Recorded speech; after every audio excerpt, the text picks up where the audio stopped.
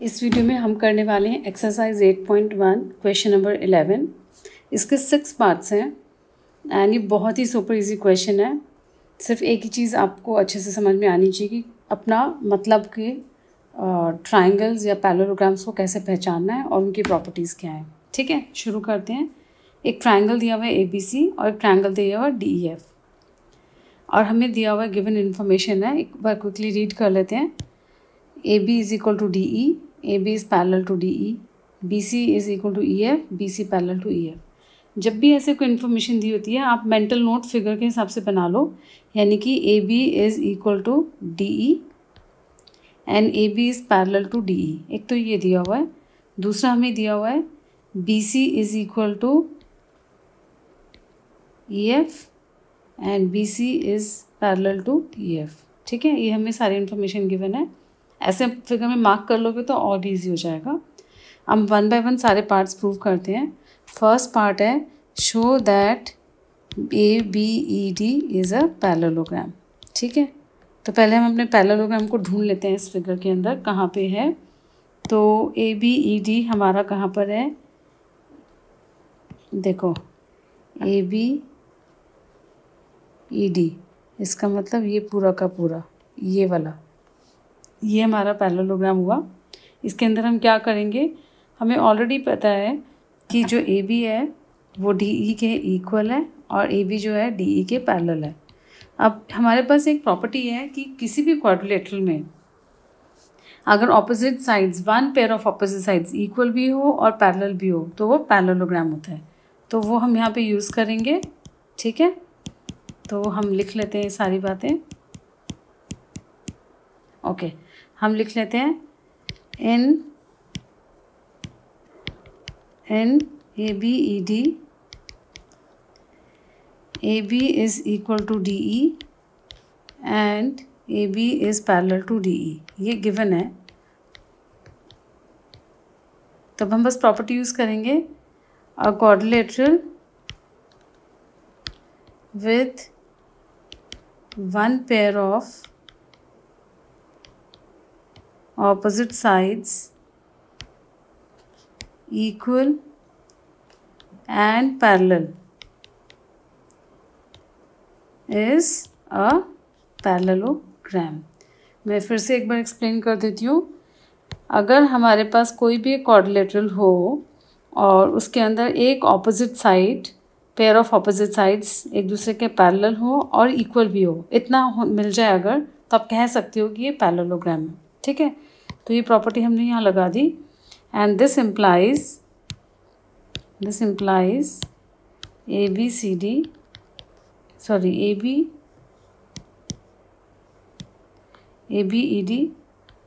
Is a parallelogram. ठीक है, ये हो गया फर्स्ट पार्ट। तो ये हो गया डन फर्स्ट पार्ट। अब सेकंड पार्ट करते हैं। सेकंड पार्ट बिल्कुल इसके सिमिलर है, कोई चेंज नहीं है, सिर्फ पैरेललोग्राम बदल रहा है। BEFC शो करना है, एक पैरेललोग्राम है।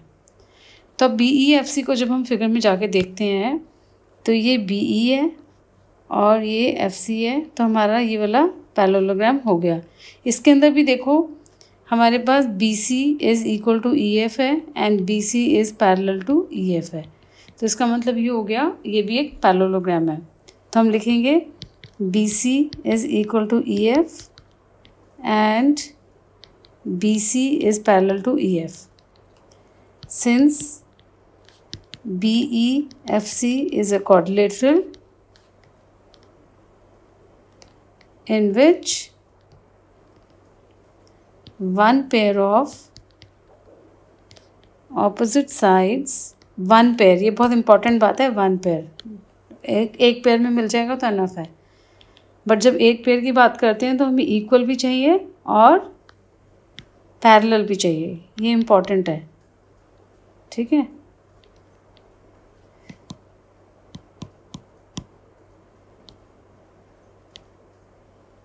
तो इसका मतलब ये हुआ कि हमें इक्वल भी चाहिए और पैरेलल भी चाहिए और एक ही पेयर होगा तो भी काम चल जाएगा। तो जब ऐसी कंडीशन होती है तो हम बोलेंगे therefore BEFC is a parallelogram.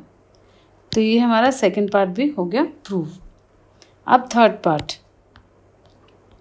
Third part में हमें बोला prove that AD parallel to CF and AD is equal to CF।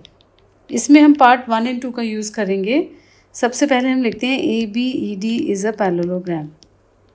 अब फिगर में जाके देखते हैं इससे हमें क्या मिल रहा है। देखो ABED कौन सा पैरेललोग्राम है? ABED ये वाला। तो अगर ABED एक पैरेललोग्राम है तो इससे हमें पता चला AD is equal to BE and AD is parallel to BE। ठीक है, ओके। तो हम लिख सकते हैं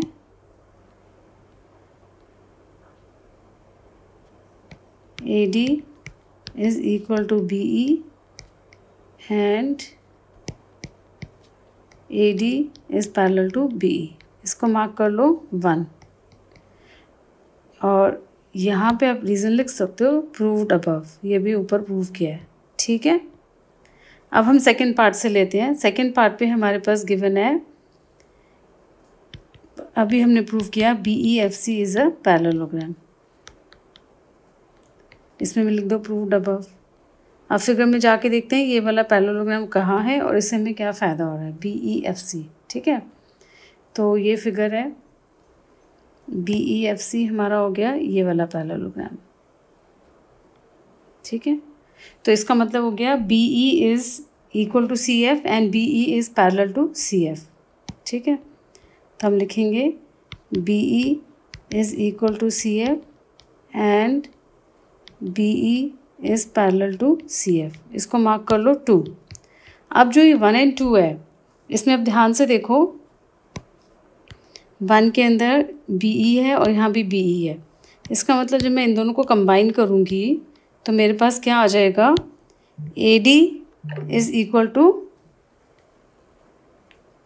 CF, क्योंकि ये दोनों कॉमन है ना। AD BE के इक्वल है और BE CF के इक्वल है, तो मेरे पास रिज़ल्ट आ गया AD is equal to CF। और मेरे पास ये रिज़ल्ट भी आ गया क्योंकि यहाँ पर भी BE जो कॉमन है, तो इसका मतलब ये हुआ कि ये जो AD है इस CF के पैरेलल हो गया। ठीक है, और हम ब्रैकेट में रीज़न लिख देंगे फ्रॉम 1 एंड 2। ओके, ठीक है, यहाँ तक क्लियर है। तो जब हमारे पास ये रिज़ल्ट आ गया तो ये हमारा पार्ट 3 प्रूव हो गया, ये रहा, डन। अब पार्ट 4 देखो, पार्ट 4 भी इसी से ही हो गया। पार्ट 4 में हमें शो करना है AD ACFD is a parallelogram, ये शो करना है। तो आप लिखोगे सिंस, ये देखो इसी से आएगा ये रिज़ल्ट। आप ये लिखोगे सिंस AD, ये पूरा का पूरा आप यहाँ कॉपी कर दो, AD is equal to CF and AD is parallel to CF, therefore ACFD is a parallelogram. ठीक है, तो सारा कुछ एक ही डेफिनेशन बार बार इस्तेमाल हो रही है, उसी से रिज़ल्ट आ रहा है। अब देखते हैं, अब वापस फिगर में जाते हैं। हमने शो करा, हम क्या शो कर चुके हैं अब तक, मैं सारा एक बार लिख देती हूँ समरी। हमने शो करा एक तो ABED इज़ अ पैरेललोग्राम, एक हमने शो करा BEFC इज़ अ पैरेललोग्राम, और हमने शो करा ACFD इज़ अ पैरेललोग्राम। ये 3 चीज़ें हम दिखा चुके हैं। जब ACFD एक पैरेललोग्राम है, ACFD कौन सा पैरेललोग्राम है, इसको भी मार्क कर लेते हैं, ये वाला, ये वाला। तो इसका मतलब इसमें भी ऑपोजिट साइड्स इक्वल और पैरेलल होंगी। इसका मतलब ये हुआ कि इससे हम बोल सकते हैं कि AC is equal to DF। तो ब्रैकेट में क्या रीज़न लिखोगे, opposite sides of a parallelogram. तो ये हो गया आपका पार्ट 5 भी प्रूव। अब लास्ट पार्ट रह गया है, हमें शो करना है triangle ABC is congruent to triangle DEF। तो इसके लिए देखो AB और DE तो ऑलरेडी इक्वल है, क्वेश्चन में ही गिवन है। ठीक है, और अब आ जाते हैं BC, यानी कि BC और EF, ये भी ऑलरेडी गिवन था। ठीक है, ये भी हो गया। और अब third part AC and D F, वो हमने यहाँ पर शो कर दिया, ये रहा थर्ड पार्ट। तो by S S S the true triangles are congruent. तो बस ये आपने नीचे लिख देना है, 6 part in triangle ABC and triangle DEF, AB is equal to DE, ये given है, BC is equal to EF, ये देखो मैं यहाँ दिखा भी देती हूँ, AB is equal to DE, BC is equal to EF, ये भी given है, and third part is AC is equal to DF। ये कहाँ से आया रिजल्ट हमारे पास? पार्ट 5 से, proved above। So triangle ABC is congruent to triangle DEF by SSS rule। Clear?